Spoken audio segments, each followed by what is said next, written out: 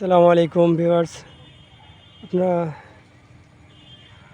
দেখতে পাচ্ছেন আমরা একটা কৃষি জমিতে আসছি। এখানে কলার জমিতে কলার মধ্যে কচু লাগানো হয়েছে এবং পাশের এই জমিটাতেও একই সিস্টেমে কলার মধ্যে কচু লাগানো হয়েছে। একই মালিক লাগাইছে, একই দিনে লাগাইছে, অথচ এই জমিটাতে লুমিনাস গ্রুপের জৈব সার ব্যবহার করা হয়েছিল। জৈব সার ব্যবহার করার কারণে মাত্র 20 থেকে 22 দিন হয়েছে, এর মধ্যেই অনেক ভিন্নতা দেখা যাচ্ছে। প্রায় 1 হাত কম বেশি হয়ে গেছে উচ্চতা।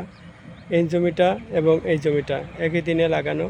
আপনারা একটু দেখেন, এটা এই জমিটাতে দিছে এবং এই জমিটাতে দেয় নাই। জৈব সার এই জমিতে দেয় নাই আর এই জমিতে দিয়েছে। তাই যাদের লুমিনাস গ্রুপের জৈব সার প্রয়োজন হয় তারা আমাদের সাথে যোগাযোগ করবেন। ইনশাল্লাহ আমরা আপনার দোরগোড়ায় পৌঁছে দেবো ইনশাল্লাহ। ঠিক আছে, ভালো থাকবেন সবাই। আসসালামু আলাইকুম।